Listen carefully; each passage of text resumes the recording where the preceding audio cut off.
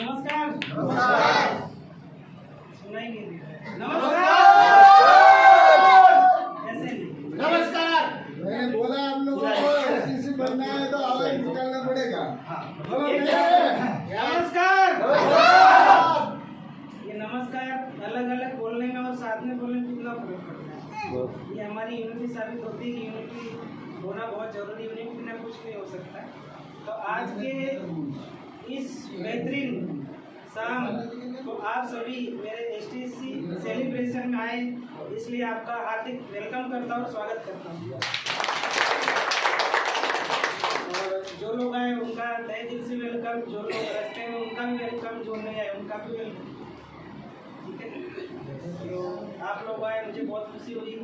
और दूसरा thank you करना चाहूँगा हमारे एनटीसी सर जो पालनपुर से इस सेलिब्रेशन को सपोर्ट करने के लिए आए, तो उनको भी तहे दिल से थैंक यू करना।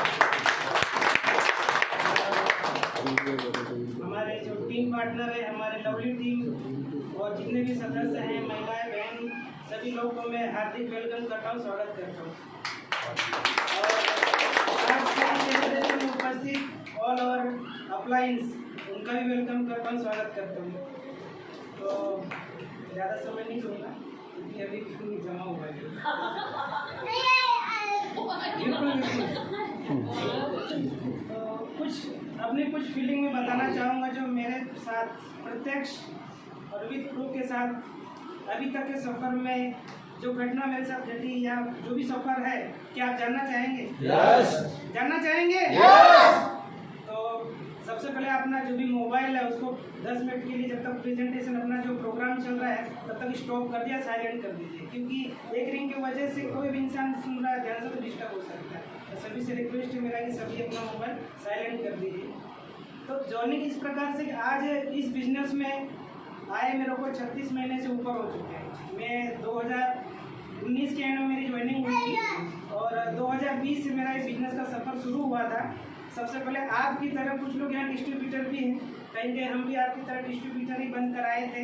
जिस प्रकार आपको स्ट्रगल है, प्रॉब्लम होता है, उसी तरह मुझे भी हुआ, काफ़ी कुछ फेस किया, क्योंकि आप भी जानते हैं आप भी अपने नौकरी धंधे व्यवसाय से जुड़े हो। उसी प्रकार सभी को पता है कि मैं भी नौकरी व्यवसाय से जुड़ा हूँ। उसके साथ ट्रेनिंग मीटिंग में जाना, सर ने बोला उसको बात को फॉलो करना। कभी मैंने सर को ये नहीं बोला कि सर ने बोला यहाँ आना है, ओके सर, मैंने आर्गूमेंट नहीं किया। और सर को कभी कॉल भी नहीं करना पड़े कहाँ पहुँचे, क्योंकि सर बोला उससे पहले मैं हाजिर हो जाता, क्योंकि मैं अपना बिजनेस था। शुरू में आप लोग जो भूल करते हैं, शुरू में हम भी बहानेबाजी थोड़ा बहुत शुरू में किया, क्योंकि बिजनेस मेरे को समझ में नहीं आता। बिजनेस की शुरुआत खाली इस प्रकार से हुई कि मेरी फैमिली को सर्दी का प्रॉब्लम रहता था 12 मासी, तो उस माध्यम से मेरे बिजनेस की शुरुआत हुई थी। उनको अच्छा हुआ तो मैंने बिजनेस शुरू किया। तो कहीं मैं ट्रेनिंग मीटिंग में नहीं जाता था, क्योंकि जिस प्रकार शुरू में हमको प्रॉब्लम होता है, ट्रेनिंग मीटिंग में क्या जाना, प्रोडक्ट के लिए बेचना है। और मैं तो ये सोच के आया था प्रोडक्ट हम लोग को बेचना आता नहीं, मैं कहाँ जाऊँगा, नौकरी वाले इंसान का प्रोडक्ट बेचने जाऊँगा। तो कहीं सर के आरटीपी में कहीं सुनने से बहुत सारा मौका मिला, तो उनको मीटिंग में गया आरटीपी में, तो मेरे को थोड़ा कुछ पता चला कि बिजनेस में बहुत बड़ा दम है। और सबसे बड़ा थैंक यू करना चाहूँगा हमारे विष्णु शाह सर को, जो हमारा डॉक्यूमेंट घर पे लेने आए थे, क्योंकि आज वो मेरा डॉक्यूमेंट लेने नहीं आए होते शायद बिजनेस में नहीं होता, क्योंकि उस समय ट्रेनिंग में बॉम्बे में था, तो उस समय आए थे। तो आपको थैंक यू सर, और आपका आभारी रहूँगा क्योंकि आपने बिजनेस को मुझे प्रमोट किया, तो थैंक यू करना चाहूँगा। तो कहीं आरटीपी में जाने के बाद जैसे हमको भी सर बोलते हैं ना आरटीपी में जाइए, तो हम लोग बोलते हैं टाइम नहीं, ये नहीं, वो नहीं, इसी प्रकार। लेकिन मैंने बोला कुछ तो है, इतनी सारी पब्लिक जाते तो कुछ तो होगा। तो मैं इस तरह आरटीपी में गया, पहले आरटीपी में गया तो मेरे को लगा नहीं बिजनेस में दम है, क्योंकि सपना हर इंसान के पास सपना होता है, लेकिन उस सपने को पूरा करने के लिए उसको जो है ना, बचपन में जो बड़ा होता है उसको सपने बहुत होते हैं, लेकिन हमारे घर की परिस्थिति कुछ ऐसी होती है तो सपना अपने आप मर जाता है। सही बात है, गलत है? कहीं इस बिजनेस में सोच तो बहुत बड़ा इंसान बनने की थी, लेकिन छोटा मोटा करते नौकरी मिली, तो मैं बोला चलो इसमें बहुत हो गया, इतने गुजारा हो जाएगा। सपने तो बहुत बड़े, लेकिन परिवार का कुछ हालात कंडीशन ऐसा था उसमें पॉसिबल नहीं था, तो मैंने भी सपने खत्म हो गए। लेकिन इस बिजनेस में आने के बाद मेरे को वापस से सपने जगे कि नहीं, कि ऊपर वाले मुझे एक चांस जरूर दिया है, इसको ट्राई करके देखते हैं। नहीं, अगर नहीं करूँगा तो अंत नहीं होगा कि ऊपर वाले ने मौका दिया लेकिन हमने लाभ नहीं उठाया। करके तो देखते, होगा तो वेल होगा तो ठीक है, नहीं होगा तो कुछ नहीं, जो है वो तो कर ही रहे हैं। ये सोच के मैंने शुरुआत की। आरटीपी में गया, मीटिंग में गया, SSS में गया। इस प्रकार जाते जाते अच्छे अच्छे जो लीडर सक्सेसफुल है उनकी बातों को सुना, उनकी जोड़ने को सुना, तो मुझे भरोसा हुआ कि बिजनेस वाकई में बहुत बड़ा इनकम दे सकता है, हमारे सपने पूरे हो सकते हैं।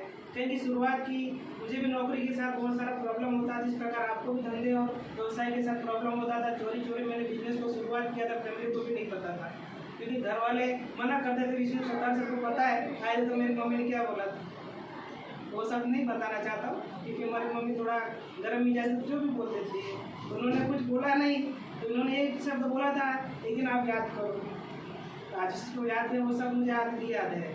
कहीं कहीं सब अपलाइन का बहुत बड़ा रोल है, कहीं कि हमको पता नहीं होता, लेकिन मेरे को सपना में यह है कि भाई ऊपर वाला नौकर करके देखते हैं। तो शुरुआत किया, थोड़ा थोड़ा करता है, क्या स्ट्रगल पड़ता है, इस प्रकार आपको पड़ता है, मुझे पड़ा है, लेकिन क्या है वो सपने सबसे ज़्यादा आपको सब मोटिवेट कौन करता है? आपके सपने। अगर आपको सपने हैं तो बिजनेस में आप सब कुछ कर सकते हैं। अगर आपके पास सपने नहीं है तो कोई मतलब नहीं है, क्योंकि आपके पास सपना होगा ना तो आपको काम करने के लिए एनर्जी, आपका ड्रीम आपका सपना देगा। क्योंकि बिजनेस में क्यों आए? क्योंकि मकसद क्लियर होना चाहिए ना। तो मेरा तो ड्रीम बहुत बड़ा है, तो सोच के टाइम की सोचा कि यहाँ से हो सकता है, इस सोच की शुरुआत की। तो मेरे सपने में चिंगारी लग गई, दिया बुझा हुआ, अगर उसमें माचिस लगा दिया, दिया जलने लगता ही नहीं लगता। उसी प्रकार मेरे सपनों को अपलाइन के माध्यम से और ट्रेनिंग के माध्यम से जागृति हुई, कि मैंने फिर से शुरुआत की। और तकलीफ कहाँ नहीं आती, किस व्यवसाय में नहीं है? आप क्या अपनी लाइन में है तो क्या आपको तकलीफ नहीं है?